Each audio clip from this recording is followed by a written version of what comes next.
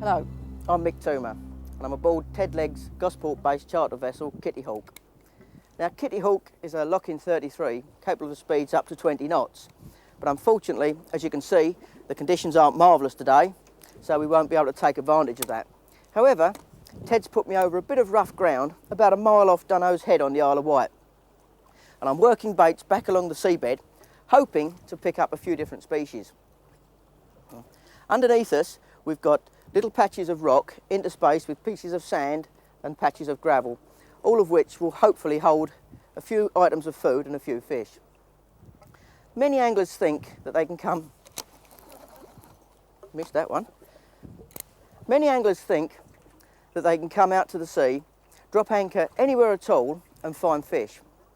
Well, in real terms, it's not quite as easy as that.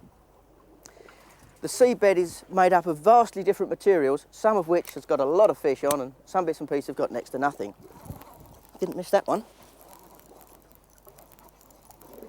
Come on, fishy.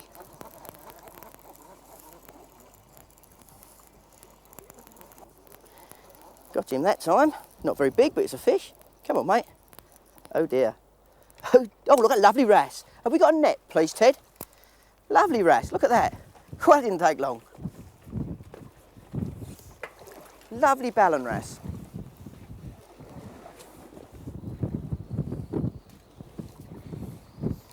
Oh, it's a very nice fish.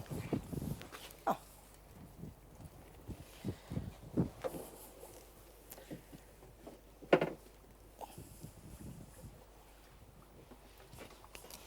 Thanks, Ted. Well, up to now, all I've had is small pouting, but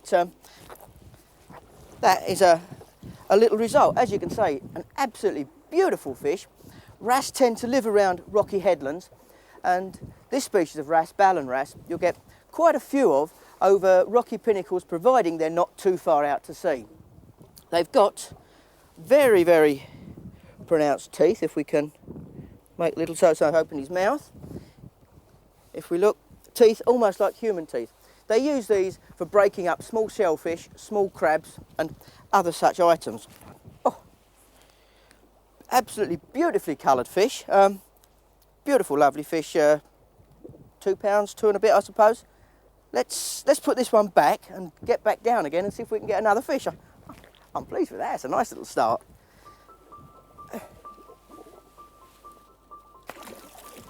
Come on, mate. Another bit of crab, I think. As I was saying,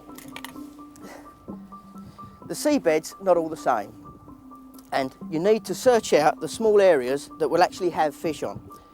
It's a little bit like you're looking for a rabbit on dry land. You certainly wouldn't look in a car park, and you probably wouldn't look in the middle of your lawn. You'd go out to a country area, you'd look for a field perhaps with some hedges and bushes around it, and you'd creep out early morning and look around the rabbits' little areas of sanctuary. Well, the sea's just the same. An expanse of sand could have next to nothing on it. But if you was to put a couple of rocks on it, you'd perhaps get a crab living underneath it or a shrimp living underneath it. And the crab and shrimp in turn would attract 1 or 2 small fish. Now, those small fish could well attract a bigger fish. It's the same as going to the beach on your holidays. The tide goes out, most of the sand has got nothing, but if there's a rock or a tin can, you'll turn it over and normally find something of interest. So, on a charter boat, it's down to the skipper to put you into one of these little areas, which it looks like Ted has done for us. We'll go down again.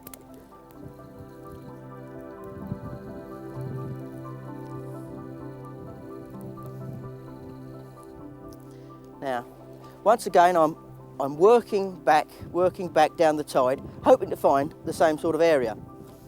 Now, 20 minutes or so ago, there was, I found a bit of rock. 20 minutes or so ago, that's it. Yep, 20 minutes or so ago, there was quite a lot of tide, and 8 ounces was bouncing me fairly well back. Now, the tide's slackening, and I need to go down to 6 ounces or maybe even 5 ounces, and I'll do that next time down. The tackle I've got on the end is a 2-hook flowing trace, and the next time I come up, we'll have a look at that in greater detail. It's also worth remembering When you're fishing on a charter boat and you have 6, 7, 8, 9 anglers fishing, there'll be quite a large scent trail coming from all those anglers' baits. Now, a lot of the time, fish will come from further down tide. They will catch hold of the scent trail from the boat and they will follow that scent trail back up tide. The guys at the back of the boat can normally take advantage of this. Providing they can bounce their baits a little bit further down tide than the other people, they've got half a chance of the fish finding their baits first. So if you are further up forward on a charter boat, it's sometimes worth making sure that your bait is also down amongst the most productive area.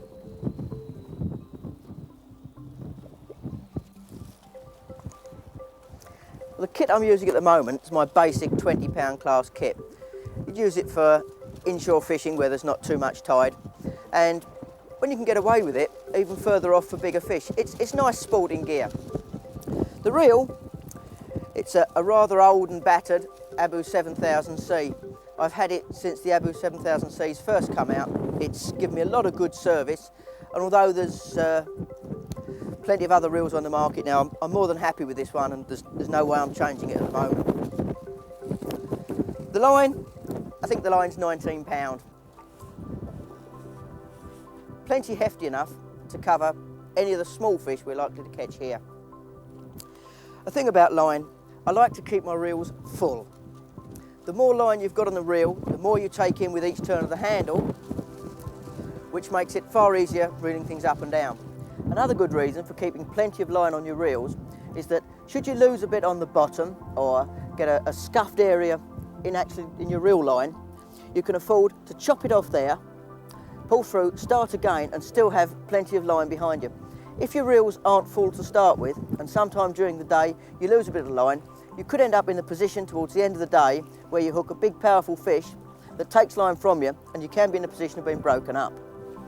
Now, mono line these days is fairly cheap, so I tend to buy it in big bulk spools and only keep my line on for perhaps 4 or 5 trips. And in between each trip, I'll take off 20 yards or so of the line that's been nearest the seabed and has taken some abrasion. Let's have a look further down my tackle. I think I've been robbed of my bait by the small fish.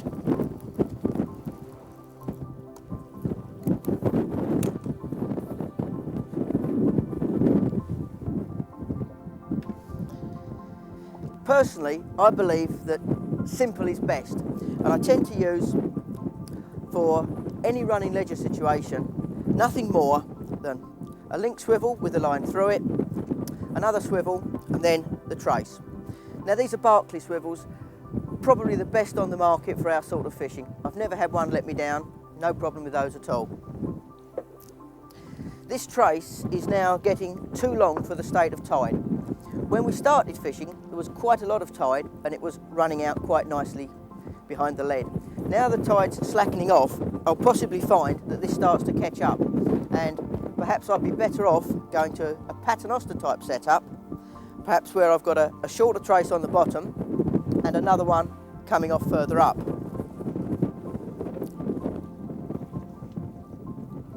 Right, now with traces, my normal reckoning with traces is they should be as long as you can comfortably handle. Now, because we've got some rocks underneath us, you can't go too long. If your trace is too long, you'll end up with it wrapped up amongst the rocks. So that is about good enough for me.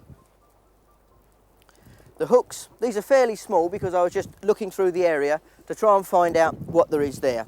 These are Cox and Rule size 1s. They're one of the new breed of chemically sharpened hooks, and when they come out of the packet they are indeed sharp. I've 2 hooks on the trace, which as you'll see are both fairly close to each other. At one time I used to fish with perhaps 1 hook in the middle of the trace and 1 hook on the end of the trace. But I'm now convinced that if you have 2 hooks, if you have them fairly close together and you get 1 fish around the bait, that often attracts another fish. And that's especially so with small things like pouting and flatfish. Dabs, flounders and plaice are indeed suckers for this sort of treatment. Now, if we look at the end of my trace, you'll see that this line here the secondary hook if you like, is actually hanging out quite nicely and not tangling too much. There's a way of doing this. I'll just show you how I do that nice standoff piece like that with a small scrap of nylon. I picked up a piece earlier on, an off-cut nylon. The best place for scraps of nylon is in your pocket. Right. Now, if you can imagine, that's the end of the nylon that's gone to your swivel. Form a loop in the end of the nylon, a double overhand knot, wet it because you should always moisten nylon before you pull it up, otherwise it'll burn. Pull it tight, take a pair of clippers. I use nail clippers rather than anything else to cut nylon. They're very cheap, they're dispensable, and it's a very safe way of doing it. Now, take your loop, snip there. That then becomes the end hook, and the other piece left becomes your secondary hook, and as you can see, shorten it down a little bit. As you can see, it holds off and hangs off very nicely by itself. I think I'll put another piece of crab on, having already taken one fish on it, and then drop it down to look after itself.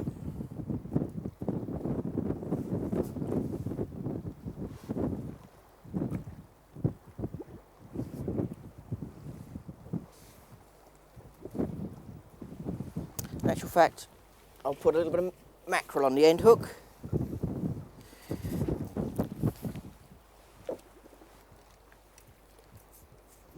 Yep, the tide has almost completely gone now, so it really is about time to look at a different sort of trace for this rod. That's a nice angle, I think that'll do for now. Now, traces are normally best made up in your own living room, in front of your own television, in front of the fire on a winter's night. Now, I make mine up individually and put them in these nice little containers, or nice little cellophane bags. They're resealable bags. They keep everything nice and clean, and then the whole lot inside a Tupperware box means that should you get a splash of water over the top, they're all safe.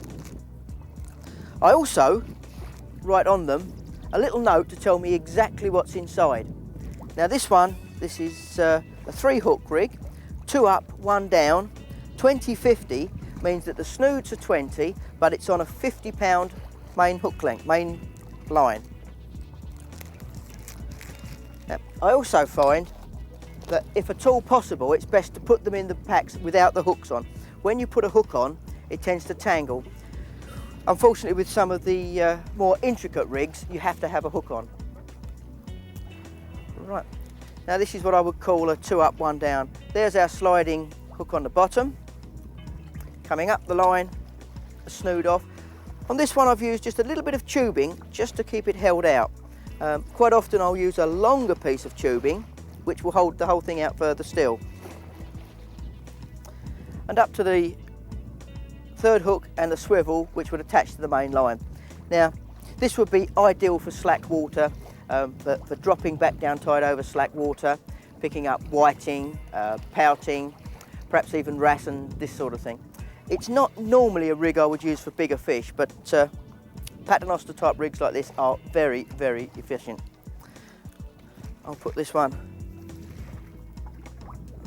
back in its little packet. Did I have a bite? I'm not sure whether that was just bouncing, but I think I had a pull on this rod.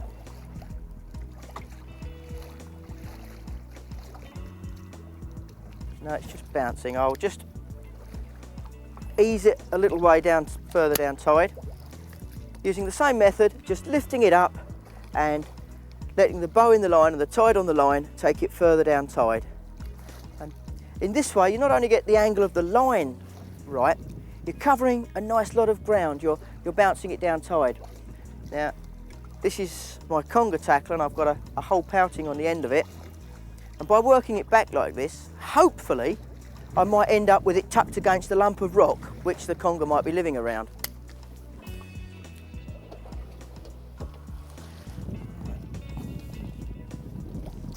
Put my now distangled bit of gear back in its little packet, and I'll straighten that one up later on.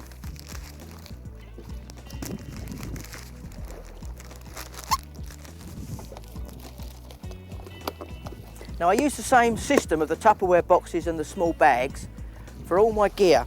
If we look at this one, this has got me heavy congering traces in, all kept nicely dry and individual. 10 O'Shaughnessy, perhaps 200 pound mono, and there's probably 10 or a dozen in there, more than enough for a day's fishing. And they're all kept dry and nicely clear of each other. Oh. Now that's illegal. It is now illegal to drop plastic into the sea. That was a mistake, I'm afraid, an accident. Another little tip while I'm looking at my gear, this is my little box of goodies. It's got my swivels, my link swivels, and all sorts of bits and pieces in it. Beads. Now what I always carry is a little wrap holding a number of spare tip rings. There's probably 2, 3, 4, 7 or 8 spare tip rings there of different sizes that would cope with different rods. And somewhere in here, there, I've got a very well used piece of hot melt. It is easy to damage tip rings sometimes. This little kit means that you haven't got a problem. If you damage a tip ring, it might only happen to me once in a year. I can just warm the tip ring, pull it off, throw it away, warm the hot melt, smear it over, push the ring on, and I'm back fishing again, and I've got a bite.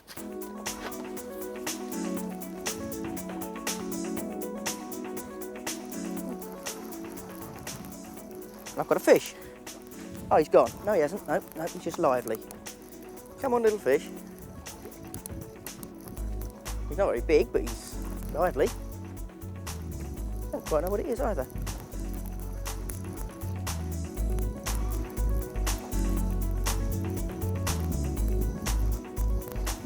What are you fishing? Oh, another wrasse, lovely. Oh, that is nice. Okay, Mick, do you want him netted? If you could please, mate, yes, he's another pretty one. That's down to the crab again. As I say, it's a lovely bait for these inshore rough ground marks. Pretty one, Ted. Yeah. Lovely. Absolutely. Whoops. Okay. You've hooked this one a little bit deep, Mick. Yes. So, where is it? Yes, it is. Have we got a longer scorcher? Can you go and fetch us one, please, Ted? I'll just talk about him. Absolutely beautiful little fish. Close on £2, I suppose. Lovely, colourful fish again. And very, very lively. So, it's in the tackle box, Ted. Oh, it's all right, mate. He's spitting it back at me. There you go. Lovely little fish. As I said, throwing the gear down. Right, let's pop him back.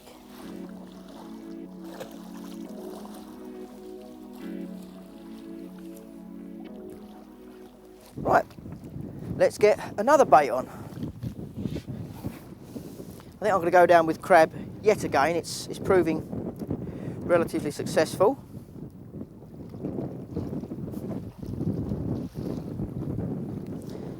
Again, through the crab, turn the crab, through the crab, and back through once more. Relatively small baits this time, just interested to see whatever else might be down there. Might be something small and interesting. Just bouncing it down tide. Found a little rough bit. I'm off of it. Right. So let's clear the debris a little bit. And just have a look at some of the baits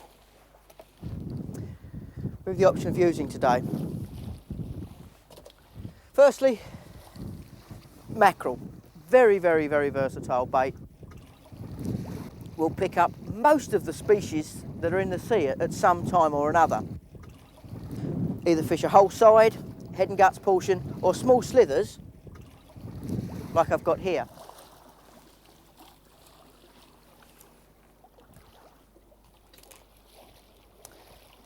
Squid, another very, very popular bait. If we used it here, we'd probably have two options. We could either use very, very thin slithers and try to catch the smaller fish, or fish it whole and hope that a conger might pick it up, or perhaps a big bass even. Sand eels. These are well defrosted now. Just have a little look. A very popular bait in this part of the world. The rays love them, the dogs love them. You can spin them for bass, actually mount them on a long flowing trace, get them out behind the boat and spin them back for bass. At different times, I've even caught flounders on them. In the Isle of Man, I've had flounders take sand eels. Another very, very good bait. Now, these are launch. They're the greater sand eel.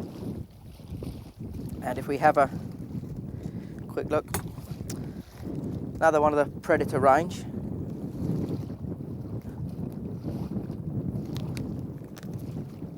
Come on out.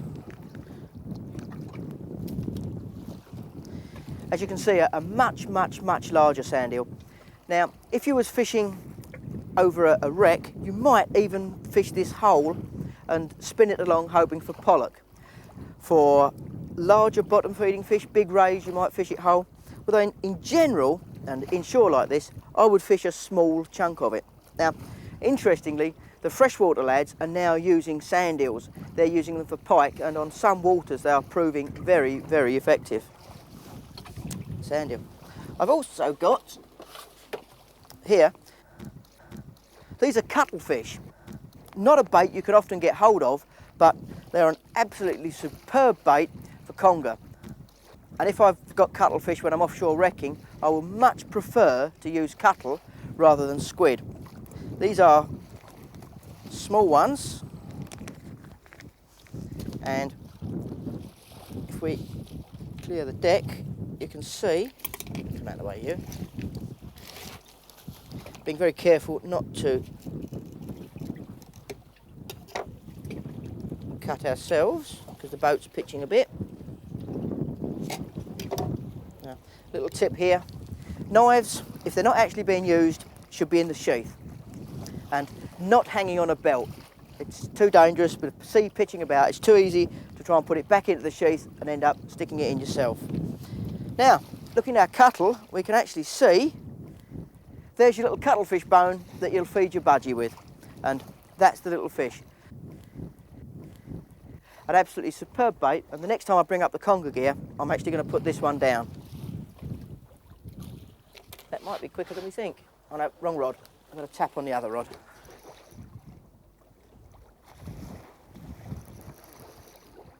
Where have you got, little fish?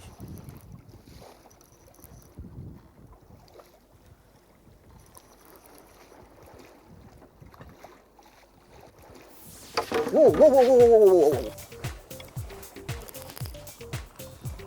Got something I bet that's an eel, and the bloody thing's in the bottom.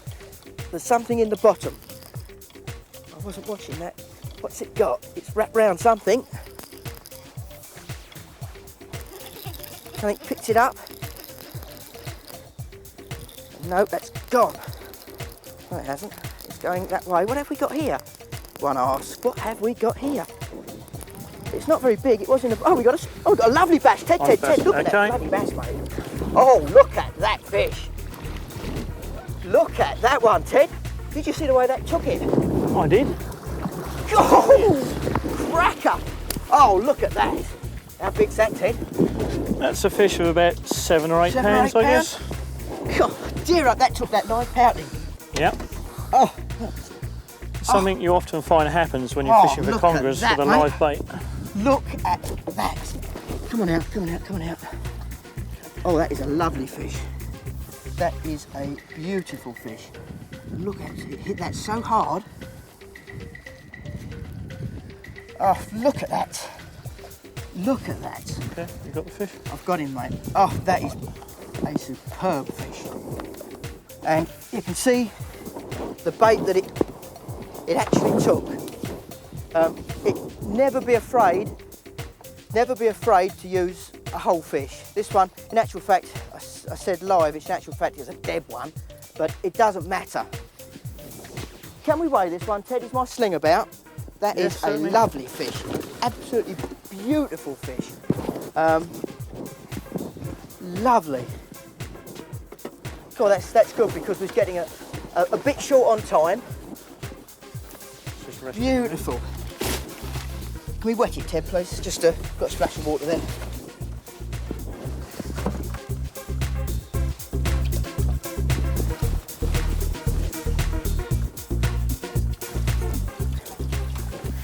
Okay. Lovely. Yeah. He's a bit, I'll put him around the other way, a little bit overgunned by the 30-pound class gear, but, oh, no, don't hurt yourself, mate. No, shush. We want to put this one back, Ted, if we can. Okay. So, Put him on there. Put him on there. Just clear the debris a bit out of your way, mate.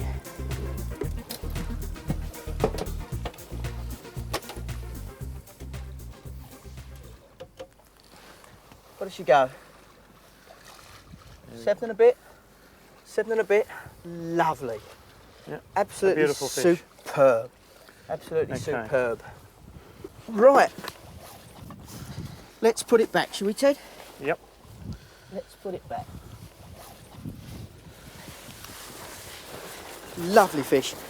So, let's clear the debris a bit, get it behind me. I've got rods everywhere at the moment. I've just did not need that. You saw the way that fish actually took it. It hit it like a train. Well, it looks like the first bite I had, also that fish has long gone, but just look at this for a bonus end to the day. What a cracking way to finish a day. And he's very, very lively and gone.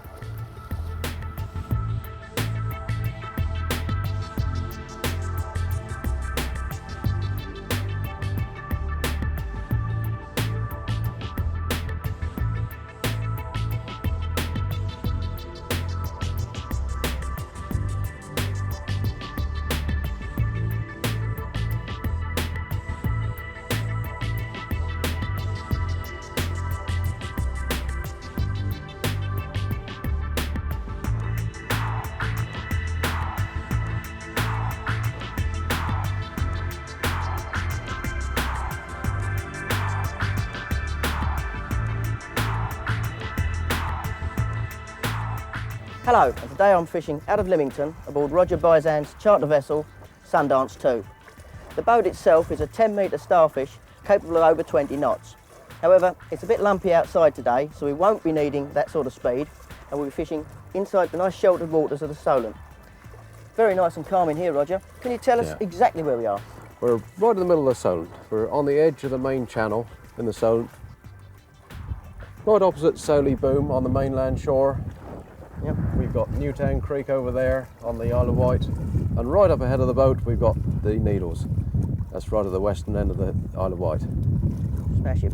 Now, today we'll be boat casting, and how are we going for the state of tide for boat casting at the moment, Roger? Well, we've still got a bit of tide left. We've got a little bit of flood tide left now. We're going to have an hour or so's fishing before slack water. So we'll get a little bit of fishing in now. So, better make a start. We better make a start now. Right. Get on with it. Let's cast out and get going. Think to remember, safety at all times. Keep your tackle outside of the boat and cast up tide and across the tide. Once your weights hit water, you let the line keep going. It'll come to a small bump as it hits the bottom, as it has there, and then let more line run out as the tide pulls the line down. This gives you a nice little bow in the line and holds your lead hard in the bottom. We're losing the tide a little bit now, so I won't need to let as much line out as I would had it been steaming through.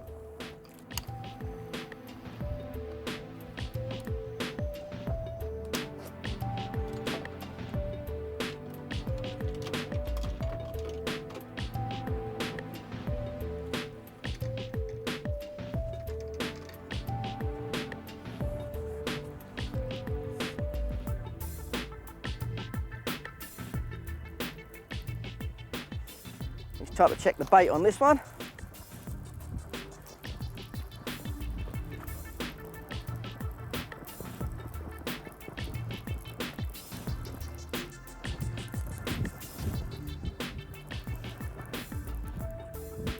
As I suspected, we're in business. It's not a very big fish.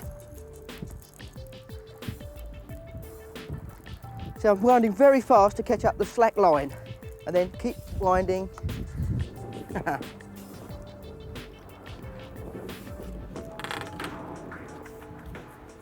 Lesser spotted doggy, just what I didn't need.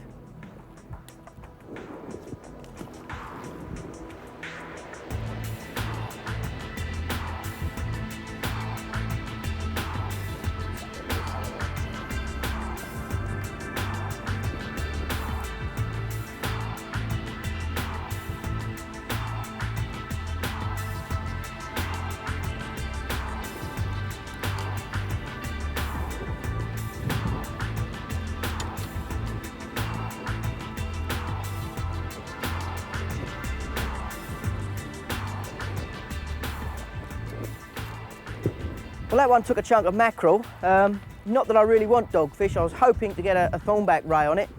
We'll have another go with another chunk of mackerel. These are blast frozen.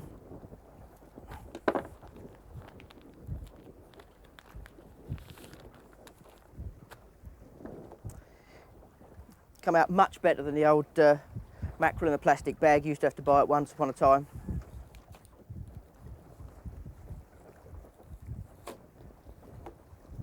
I'll have a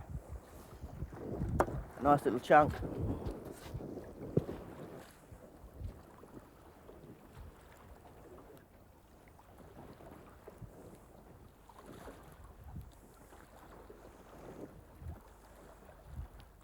There's always discussion about which end of a piece of mackerel you should put the hook through. I like to put mine through the thin end and let the big end waggle. So let's chuck this one back out and see what we can do. Again, safety at all times, tackle outside of the boat and cast. Where you would need to cast will depend upon the strength of the tide and the depth of the water.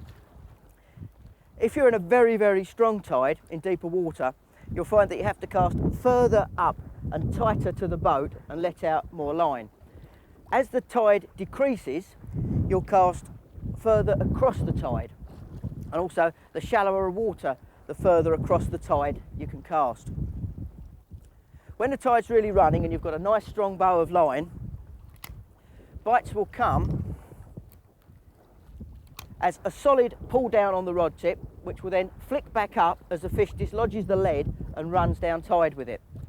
That's when you pick up the rod. As soon as you're happy that the fish has got the bait moving down tide, you reel. And reel very, very, very fast. The cardinal rule is you must not strike, just reel fast until you actually catch up with the weight of the fish, which will normally be down there somewhere. And once you've caught up with the weight of the fish, lean back in it to make sure the hook is set firmly.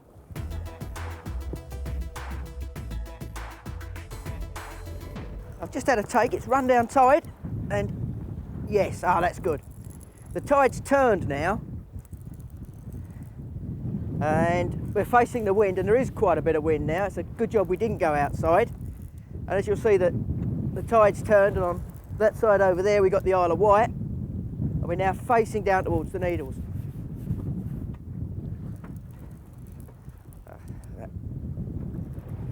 Come on, little fish. Don't think it's a tremendously big fish, but there's an awful lot of tide here now.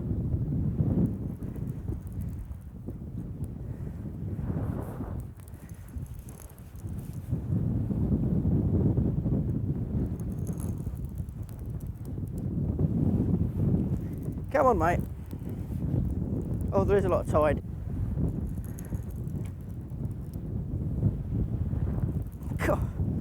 That's a small hound. I think it's a fairly tired small hound after being pulled all this way against the tide. Roger. Yes, nice little smooth there, Mick. Well done. Little one, mate. Lead him in there. There we go then.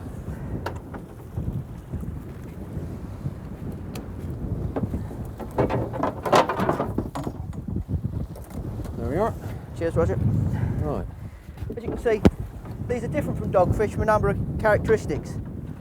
Smooth hound, they can't wrap their tail over and hurt your hand. A small female, yep, nice little smooth hound. As you can see, they're different from a dogfish. They've got a different sort of mouth, different sort of teeth. Got just a bony crusher.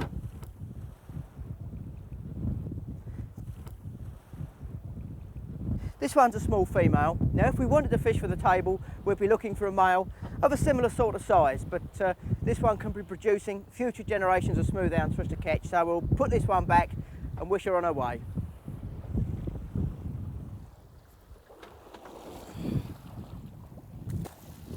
Bye, little mate. And I think while we was doing that, I've had a pick up on this one. It's gone down tide, but I don't know whether the fish is still there.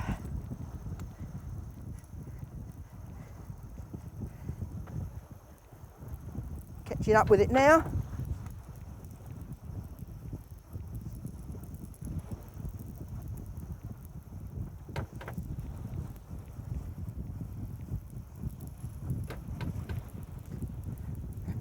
No, this one's gone. You've got to be fairly sharp on these fish as they come down tide. And this one's beaten us.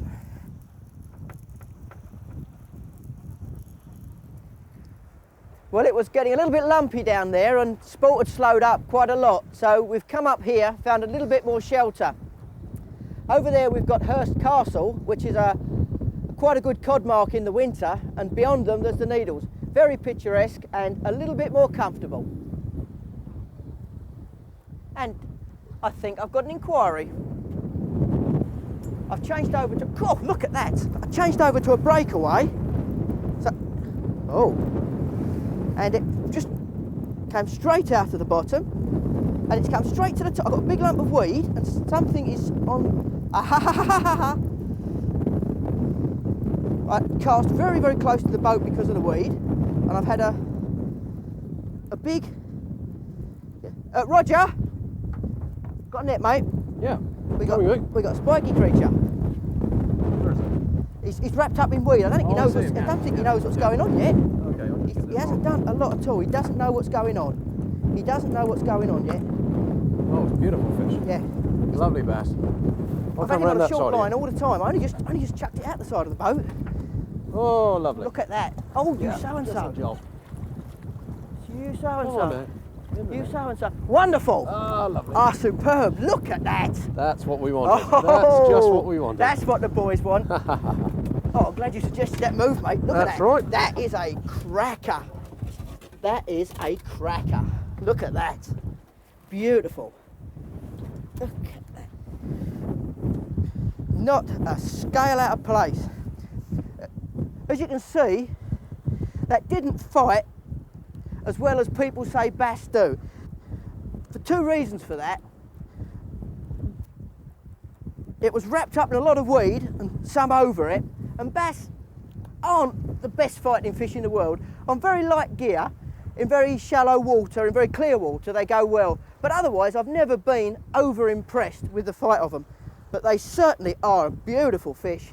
Look at that one, not a scale out of place, absolutely superb. Now, several things to be wary of with bass. They've got a spiky top fin, which you can stick your hands onto and get quite a nasty gash, but worse still, the plates along the side there of the gills are razor sharp and you can end up in a lot of bother with them. But, this is a lovely fish. 5 pounds or so, I suppose. I was getting to despair about getting a bass and come down and first chuck and very, very short cast, very little line out, and wallop, we've got one. Absolutely lovely. I'm really pleased with that. Always pleased with a bass. That's really nice. Now, the old bass has taken a hiding commercially over the past few years. They're worth quite a lot of money, a silly amount of money, I feel, and it's getting to be a red letter day when you get a bass. Because of that, I don't tend to keep them these days. I had a 12-pounder a few years ago that I've had set up. That's on the wall. That's enough for me. I think we'll put this one back.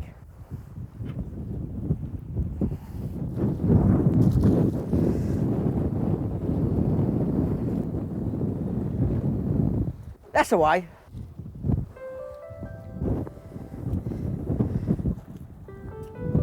Good. Well, let's have another chuck, see what else we can get here. I'm pleased with our move.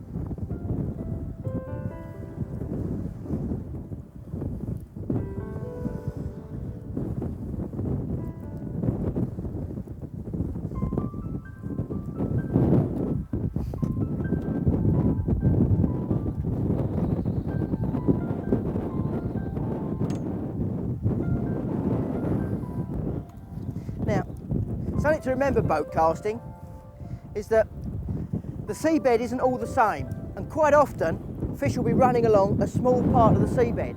So if you're catching nothing, it's worth varying your distance to see where you can find a fish. Also, once you've found a fish, cast back to the same sort of area.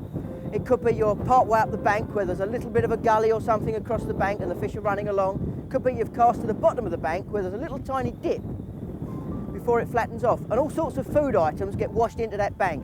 So that fish came very, very short, very close to the boat, so I'm going to have another short, close to the boat cast.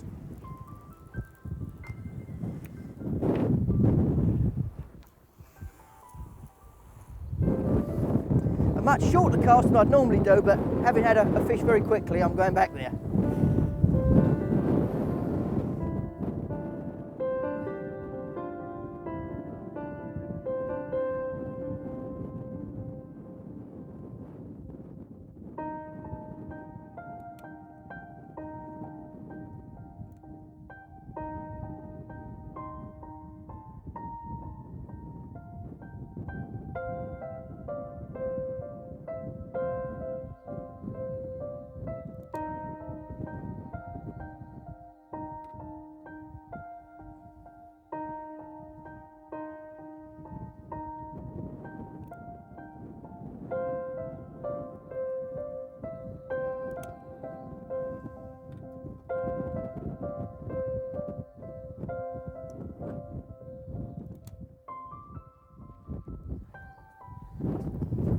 I should imagine that by now this one's well wrapped up with weed.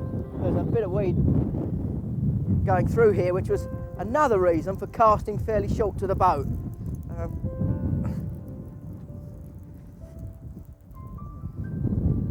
Unfortunately, I didn't cast this one short enough. I'll have to cast it further than I intended.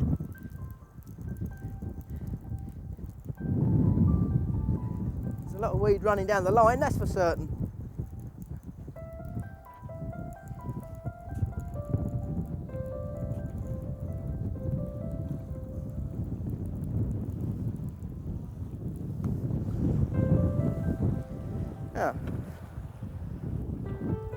Now that's not quite so successful.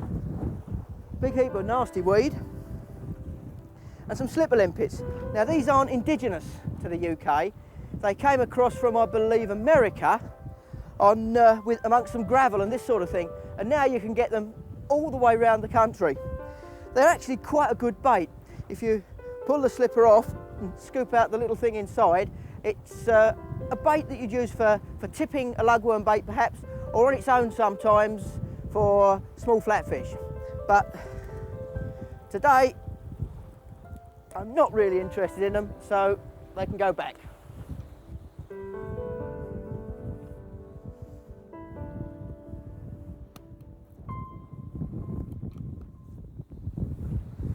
God, just shows how many slipper limpets there are down there. There's another lot on the breakaway.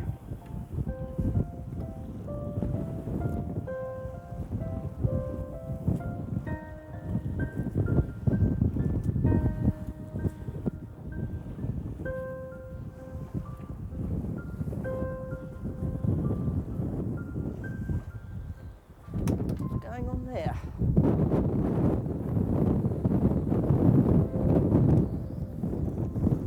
What's going on here?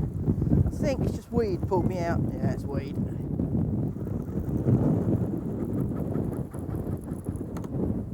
No, it's not. I've got another hole straight on the same spot, and I've got another one. And it's gone into it's gone into something, Roger. There's a bit of net or something down there, do you reckon? No, don't think so. There's something down there, mate. Oh, good. Something it's gone into. Feels like I've got... It's into something, it feels like a bit of net. There's a fish there. There's a fish there, but it's in something. It feels the way it's giving, like I've found a bit of net or a bit of an old rope. Oh, come on. That's not fair, that's not. That's right out of order. And I've got the leader Yes, back. I can see what it is, Mick. It's the anchor rope. Is that what we You got? got the anchor rope, We've yeah. come back on it, have we? Yeah. I've got a fish there as well. Okay. We'll try and lead it round the rope, if you like.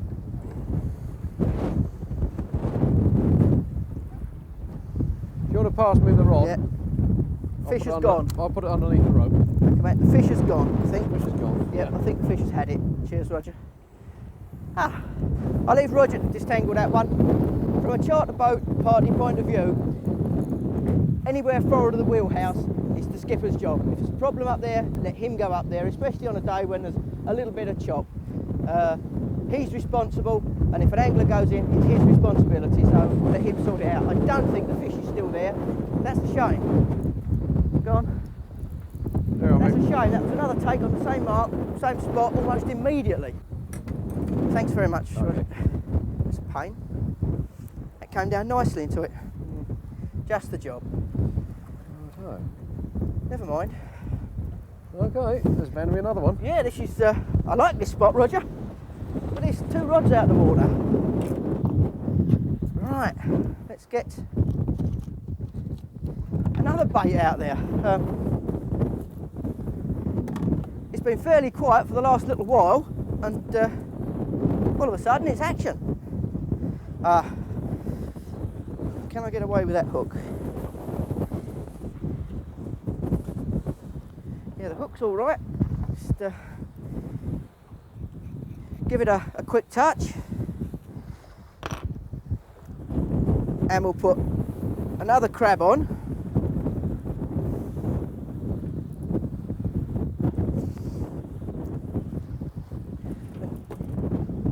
Get ourselves fishing again. This is, oh, I've gained a bit more enthusiasm now. Get up there. A little bit further than I was before, I think, but that'll do.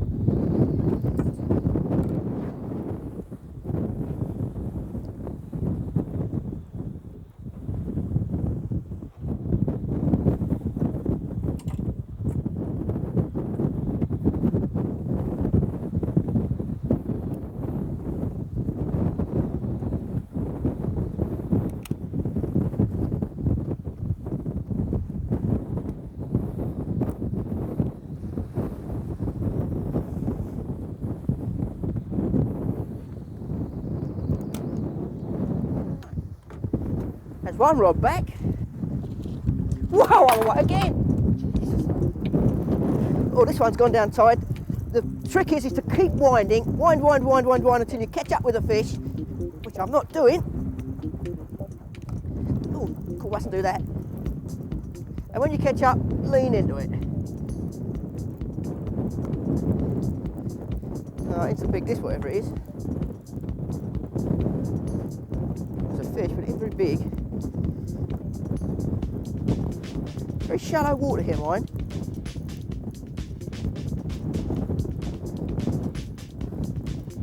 Oh, it's a little maid. Little maid, we can come up, little maid. Oh, little maid. Come up, little maid. There she is.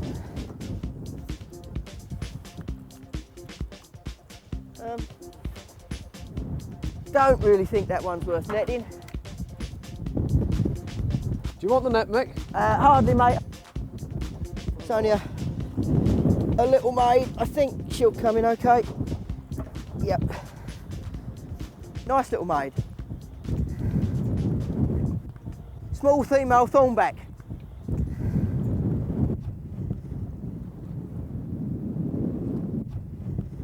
You'll notice that these have got the same sort of jaws that the smoothhounds we were catching earlier had. Just bony sort of lips that crush up crabs, small shellfish, this sort of thing. That one would probably just about make the legal size limit, but once again, I'm not that hungry for a fish dinner, so this one can go back.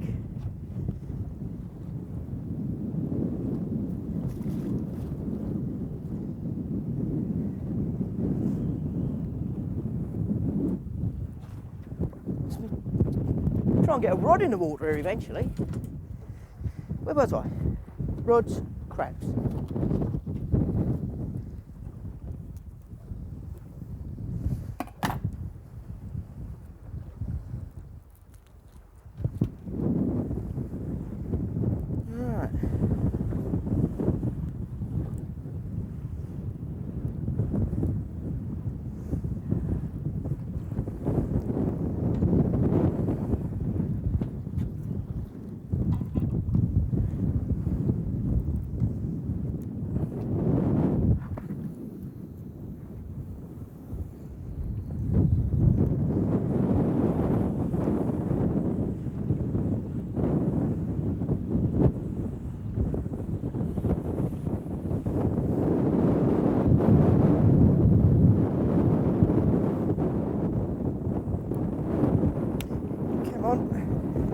The old wind's certainly pushing the line about now.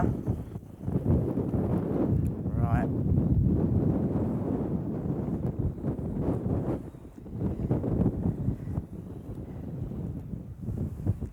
We're in business again. The tide's slackening off now, so this next rod I'll cast further across the tide and that'll pick up a little bit quicker.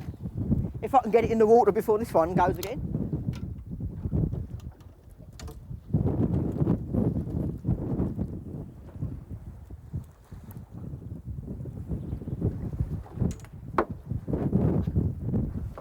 Try not to let the leads bash on the skipper's gunnels. They're never very impressed when you do that.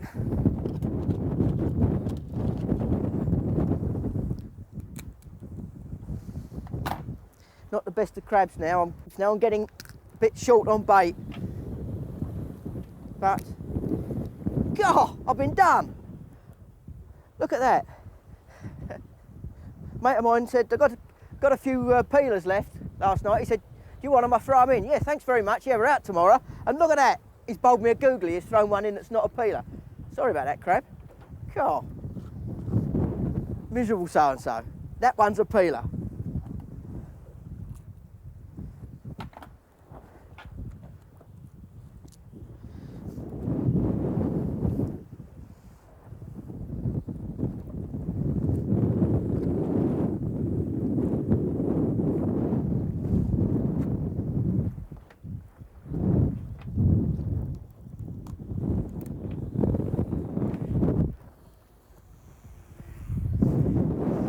A little bit more across the quarter, that one. That'll pick up a little bit quicker.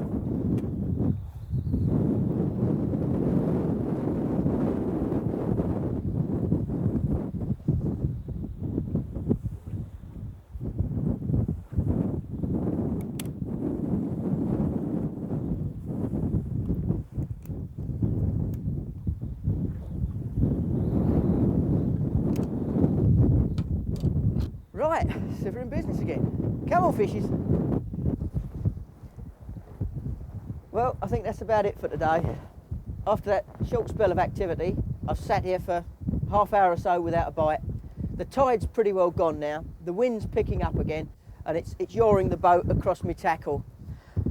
But we've had a fairly good day considering. It's been much too rough to get outside, but we've stayed in the shelter, and with Roger making us 3 or 4 moves, he's found us a few fish every time, which proves it pays to go with a decent, reputable skipper. And today Roger's certainly done his work. I did have a little tap on one of these rods about 10 minutes ago, I suppose now, quarter of an hour ago. I thought we was going to get a fish to finish off, but it's come to nothing, unfortunately. But that's the way it is, you know. Some you win, some you lose, and today we've... I think we got a lurker. I think, yeah, we have. We've, oh, we got a lucky one here. My little bite that didn't develop, the fish has obviously hung on and he's still sitting there. God, and it's not a bad little fish. There ain't a lot of action in it, but it's a fish and one to finish the day, most certainly. Yeah, not a lot of movement with him, but we got a net, please, Roger. I think we're gonna.